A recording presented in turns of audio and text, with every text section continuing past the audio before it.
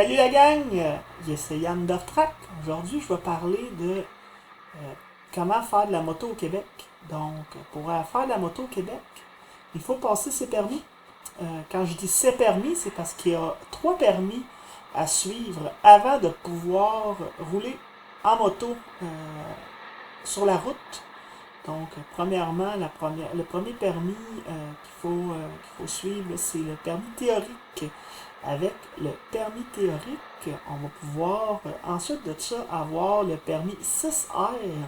Le permis 6R nous laisse le droit de conduire en circuit fermé. Donc, quand on a ce permis-là, il faut absolument prendre des cours de moto. Même pour passer l'examen théorique, il faut avoir un début de cours de moto. Donc, une fois qu'on a fait notre cours de moto et qu'on tombe sur notre 6R, on va à une école de conduite encore, qui peut être la même que laquelle on a fait nos théoriques au début. Là, ça dépend vraiment des forfaits qu'ils ont. Et on commence les cours en circuit fermé. Donc, avec un instructeur ça se fait généralement dans des stationnements avec plusieurs dessins à terre. Donc, on apprend en premier à avoir du ballon sur la moto, comment faire un départ en tournant, comment tourner, comment lâcher l'embrayage pour pouvoir décoller, apprendre à freiner, les manœuvres d'urgence, donc le freinage d'urgence en ligne droite, le freinage d'urgence en courbe, et aussi le contre-braquage pour faire les évitements d'obstacles. Donc, dépendant de la vitesse qu'on roule, comment se tenir sur la moto. Une fois qu'on a passé cet examen, donc ensuite avoir eu le cours, on va passer notre examen. Et c'est là qu'on va pouvoir avoir 3 choix de permis. Je m'explique que dans les 3 choix de permis, une fois qu'on passe l'examen en circuit fermé, dépendant de la moto choisie lors de l'examen fermé, ça va faire en sorte qu'on va avoir un permis différent. Il existe les 3 permis qu'il existe est le 6C, le 6B et le 6A. Le 6C est pour les motos de 125cc et moins. Donc, on ne pourra pas se promener avec une moto de plus grosse cylindrée si on passe l'examen avec une moto de moins de 125cc. Le 6B, c'est pour les motos de moins de 400cc. Donc, si on passe l'examen avec une moto de moins de 400cc, on est pris avec le permis 6B. Si jamais on a une moto de plus grosse cylindrée que 400cc lors de l'examen, on tombe sur le permis 6A qui nous laisse conduire tous les types de motos, à part les motos à 3 roues comme les Spyder de Bombardier. Et avec ça, on peut conduire tous les types de motos de n'importe quelle cylindrée. Comme moi ici j'ai un 750, donc mon ami en avant a un 1.8 litres de Harley. Donc nous on a nos permis 6A et on peut se promener avec n'importe quelle des motos qu'on peut retrouver en magasin. Après avoir passé son examen, soit qu'on prend une moto du cours de conduite qu'on peut louer, ou on y va avec notre moto personnelle. Une moto personnelle. Donc, quand on achète notre première moto, il y a plusieurs choses à regarder. Donc, premièrement, les immatriculations qu'il va y avoir sur la moto diffèrent au Québec. Il y a 4 prix pour les motos. Donc, le premier prix pour une moto de moins de 125cc retombe à 298$ avec les droits d'immatriculation, les frais et les contributions d'assurance. On a aussi le prix entre 126cc et 400cc, que lui tombe à 497 et 71. Si on va avec une cylindrée de plus de 401cc, on tombe à 691 et 28. Et les motos à risque, donc les motos de type sport, que généralement on retrouve dans des circuits, des choses comme ça, eux, non, ils ne sont pas chanceux, mais ils paient vraiment un très très très grand prix pour avoir l'immatriculation, et ça tombe à 2022 et un sou. Donc c'est un montant qui est assez élevé, dépendant de qu'est-ce qu'on veut faire en moto. Ici, on va aller sur la route en moto.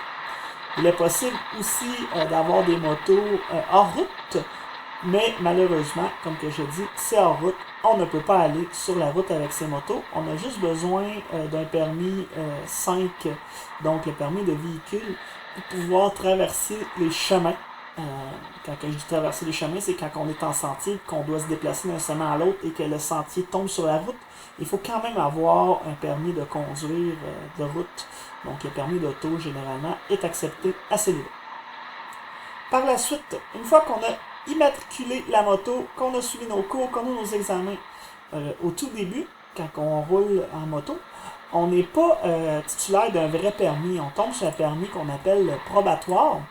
Et ce permis a des restrictions que vous allez apprendre dans vos cours. Dernièrement, les restrictions faisaient en sorte que les gens qui n'avaient pas 2 ans d'expérience à moto ne pouvaient pas conduire de minuit à 5 heures du matin. Et évidemment, on n'a pas le droit d'avoir de boissons dans le sang. Donc, à ce niveau-là, il faut faire attention de ne pas aller arrêter, prendre une bière à quelque part quand on se promène en moto. Donc, après ça, ce qu'il faut faire attention, c'est la qualité des routes au Québec. Dépendant de où ce qu'on va, la qualité des routes peut devenir très désastreuse ou sinon être très belle. Donc, j'avais fait une vidéo, la première vidéo de cette année, où que j'avais à Saint-Gabriel-de-Brendon dans le village et la route n'est vraiment pas belle. C'est pas facile d'aller se promener là. Ça peut devenir assez risqué aussi pour les débutants. Surtout qu'il y a des nids de poules. Là, j'ai dit Saint-Gabriel-de-Brendon, mais c'est pas la seule place là, au Québec. Là. Il y a beaucoup d'endroits où les routes ne sont pas très belles. Donc, je recommande fortement aux gens qui ne sont pas à l'aise encore avec la moto d'aller à des chemins qu'ils connaissent déjà en auto, qui savent que le pavé est à bonne qualité. Pour les touristes, suivez les grands chemins où ce que vous voyez qu'il y a beaucoup d'autos. Généralement, les routes sont assez belles. Donc, si on suit les routes à 3 numéros, là, c'est entretenu par le ministère et il y a moins de laisser-aller sur les routes à ce niveau-là versus les petites routes de campagne qui sont entretenues par diverses municipalités là, à ce niveau-là. Donc, si on va à des places qui ont moins de gens, il se peut que la route devienne un peu moins bien entretenue. Il y a aussi le risque de sable au printemps en moto. Donc, comme vous voyez à côté là, de moi sur la vidéo, on a du sable. Ici, on est au printemps, là, on est au mois d'avril quand on a sorti en moto.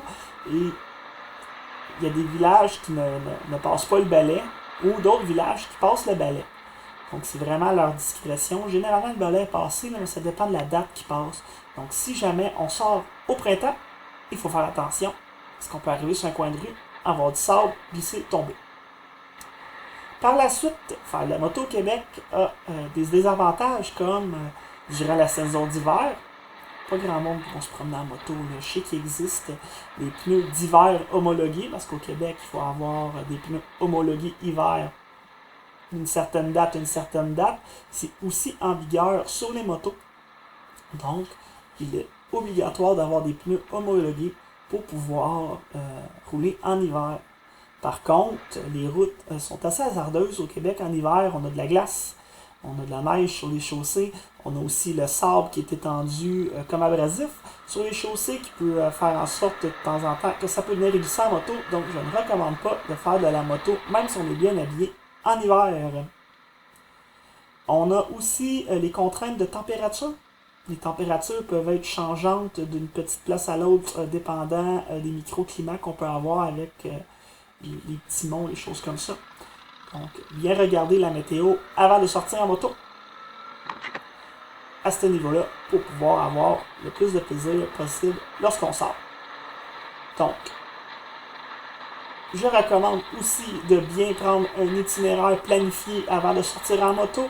Donc, on peut avoir un bel petit itinéraire de planifier, soit quand on est débutant, qu'on connaît en auto, qu'on puisse aller faire, ou si jamais on la connaît moins, mais qu'on se sent assez à l'aise pour la faire sans expérience, au moins c'est le fun d'avoir un petit itinéraire. Toujours faire des vérifications avant de partir avec sa moto. Donc, premièrement, est-ce que les poignées de frein fonctionnent? Est-ce que la moto démarre bien? Il n'y a pas de perdu en dessous de la moto? La pression des pneus a-t-elle été vérifiée? C'est des petites choses qu'on apprend à force de faire la moto.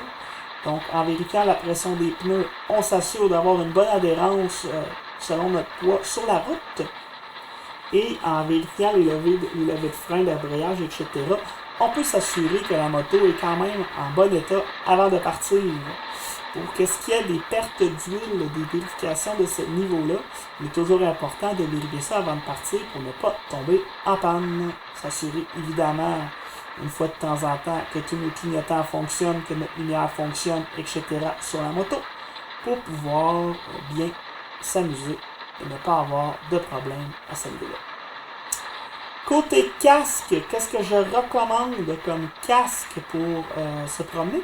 Il y a plusieurs modèles, donc le modulaire, on a les casques qui ne sont pas full face, il y a les casques de type full face qui couvrent tout le visage, et il y a des casques plus style hors route avec des palettes. Donc c'est vraiment dépendant du style et aussi de la route que vous allez faire. Je ne recommande pas d'avoir un casque avec une palette lorsqu'on fait beaucoup d'autoroutes. À ce niveau-là parce que ça prend dans le vent. Si on a une moto plus aventure et qu'on joue entre les sentiers hors route et la route, un casque avec une palette peut être très bien quand on roule moins vite pour se cacher du soleil, qui est très intéressant à ce niveau-là. Pour les casques modulaires, qu'est-ce qui est intéressant, c'est qu'on peut l'ouvrir quand on roule à basse vitesse pour avoir un grand accès d'air pour les gens qui aiment ça avoir de l'air. Pour les casques full face, personnellement, c'est qu'est-ce qu'avec moi je conduis. C'est des casques que je trouve les plus sécuritaires parce que premièrement, ils protègent correctement le menton. Et on n'a pas de palette là, qui peut faire en sorte qu'ils prennent dans le vent à des vitesses d'autoroute. C'est très important de bien s'équiper lorsqu'on part en moto. Et comme que j'expliquais tantôt, la pluie peut arriver. On voit ici que les nuages s'assombrit à la fin de cette... pas dans la vidéo, là, mais à la fin de cette promenade en moto que j'avais fait. J'ai attrapé de la pluie, mais je m'étais préparé, je m'attendais à avoir un risque de pluie. Donc j'avais déjà une doublure, un manteau en cuir qui faisait en sorte que je n'étais pas mouillé. Et j'avais une doublure de pantalon, donc j'ai pas été mouillé au niveau des jambes et des pieds. Donc il faut vraiment bien se préparer lorsqu'on part en moto. Donc, comme que j'expliquais plus tôt, bien se préparer avant de commencer à faire la moto, suivre nos examens et nos cours pour pouvoir commencer à se promener en moto, regarder le type de moto qu'on achète et vérifier le prix des immatriculations pour ne pas se faire avoir avec une moto d'immatriculation qu'on n'est pas capable de payer non plus. Et sinon qui coûte trop cher vu qu'on a des saisons écourtées au Québec à cause de l'hiver et de l'automne et du printemps, dépendant des saisons, on peut ne pas sortir la moto avant le mois de mai et la serrer un peu avant novembre à cause des froids à ce niveau-là. Donc, sur cette petite vidéo, j'espère que ça vous a bien plu de comprendre un peu le fonctionnement de comment se procurer une moto, trouver une moto au Québec. Et je vous dis à la prochaine vidéo.